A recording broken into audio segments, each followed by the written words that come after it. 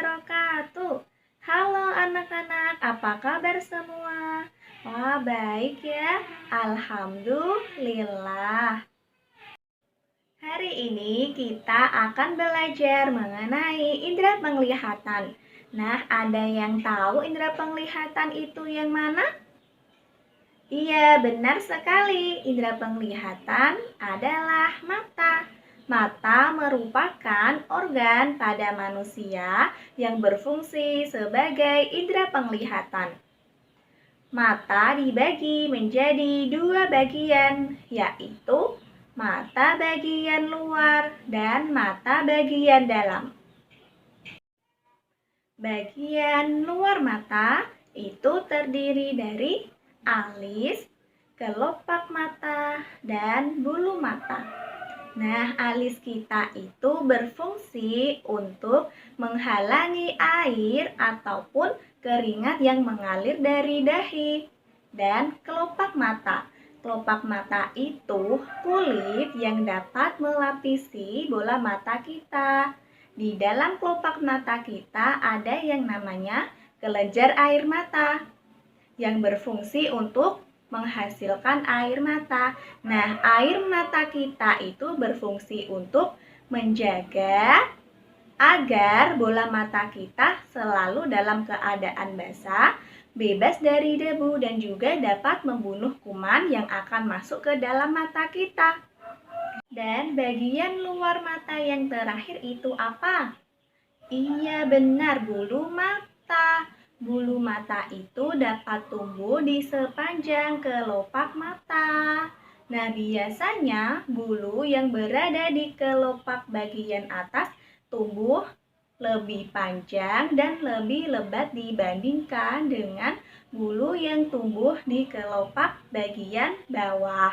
Nah, bulu mata kita itu berfungsi seperti jaring, yaitu untuk menghalangi debu ataupun kotoran agar tidak dapat masuk ke dalam mata kita. Selanjutnya yaitu mata bagian dalam. Nah, mata bagian dalam ada beberapa bagian seperti gambar yang di samping ini. Nah, yang pertama itu ada sklera. Sklera itu bagian putih pada bola mata yang berfungsi untuk melindungi bagian dalam mata. Yang kedua ada lapisan koroid.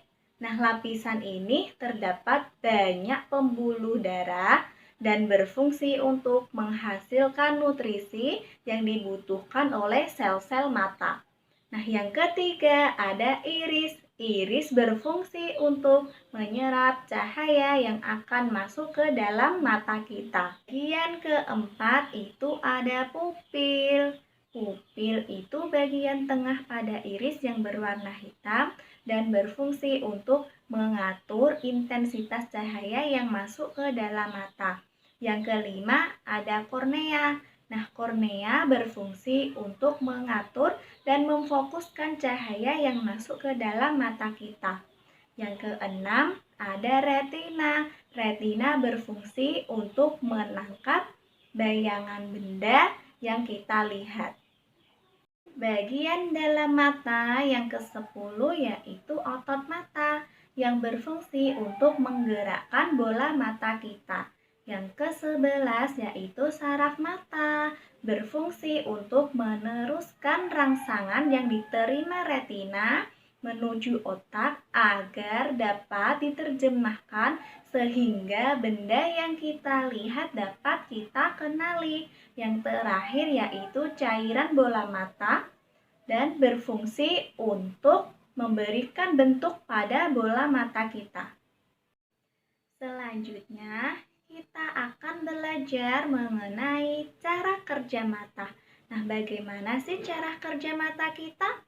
Nah, prosesnya itu adalah saat cahaya mengenai benda, cahaya akan dipantulkan dan masuk ke mata kita melalui pupil dan akan diteruskan oleh lensa mata kita. Kemudian lensa mata kita bekerja untuk memfokuskan cahaya agar bayangan benda tadi bisa jatuh tepat di retina. Kemudian bayangan yang jatuh di retina tadi merupakan rangsangan untuk saraf mata diteruskan menuju otak. Lalu otak kita akan memproses rangsangan tadi dan menerjemahkan sehingga kita dapat melihat benda dan mengenali benda di sekitar kita. Nah, itulah cara kerja mata kita. Selanjutnya, kita akan belajar mengenai gangguan mata. Nah, apabila mata kita tidak kita jaga dengan baik, maka akan mengalami kerusakan, baik itu kerusakan yang ringan ataupun kerusakan yang parah. Dan gangguan mata yang dapat terjadi yaitu diantaranya 1. Rabun jauh atau miopi. Nah, penderita rabun jauh itu tidak bisa melihat benda yang jaraknya jauh karena bayangan benda itu jatuh di depan retina. Dan penderita rabun jauh agar bisa melihat benda dengan jelas dapat ditolong dengan menggunakan kacamata yang berlensa cekung atau lensa negatif. Yang kedua yaitu rabun dekat atau hipermetropi. Orang yang mengalami rabun dekat biasanya tidak bisa melihat benda kecil yang jaraknya dekat. Misalnya tidak bisa melihat huruf yang jaraknya dekat dengan jelas. Nah, penderita rabun dekat ini bisa ditolong dengan menggunakan kacamata berlensa cembung atau lensa positif. Nah, yang ketiga yaitu rabun tua atau presbiopi. Biasanya terjadi pada orang yang berusia lanjut atau orang yang sudah tua. Nah, orang ini tidak bisa melihat benda yang jaraknya jauh ataupun dekat dengan jelas. Nah, dapat ditolong dengan menggunakan kacamata berlensa rangkap, yaitu berlensa positif dan lensa negatif. Nah, selanjutnya yaitu buta warna. Orang yang mengalami buta warna itu tidak bisa membedakan warna-warna tertentu. Misalnya tidak bisa membedakan warna mana yang merah, hijau, ataupun kuning. Gangguan mata selanjutnya yaitu katarak. Katarak dapat terjadi karena adanya penumpukan protein tertentu pada bola mata. Nah, katarak dapat disembuhkan dengan cara yaitu dioperasi. Gangguan selanjutnya yaitu konjungtivitis atau sering disebut dengan mata merah.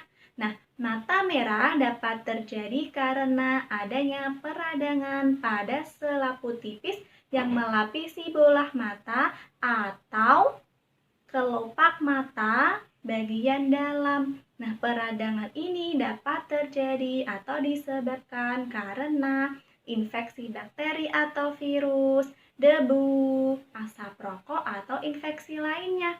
Maka untuk mencegah mata merah dapat kita lakukan dengan cara selalu membiasakan mencuci tangan dengan bersih dan tidak boleh mengucek mata kita dengan tangan yang kotor. Nah, itulah beberapa gangguan mata yang dapat kita alami apabila kita tidak menjaga mata kita dengan baik. Selanjutnya, kita akan belajar mengenai cara menjaga kesehatan mata. Agar mata kita bisa menjadi sehat dan berfungsi dengan baik, maka kita harus menjaganya dengan baik. Dan yang dapat kita lakukan untuk menjaga kesehatan mata kita yaitu dengan selalu mengkonsumsi makanan yang banyak mengandung vitamin A seperti wortel, kemudian membaca dalam ruangan dengan kondisi yang terang, tidak menonton TV dengan jarak yang dekat, dan melakukan olahraga dengan teratur. Nah, itulah beberapa materi yang dapat kita pelajari hari ini. Sekian dan terima kasih, dan sampai jumpa lagi di pertemuan selanjutnya. Wassalamualaikum warahmatullahi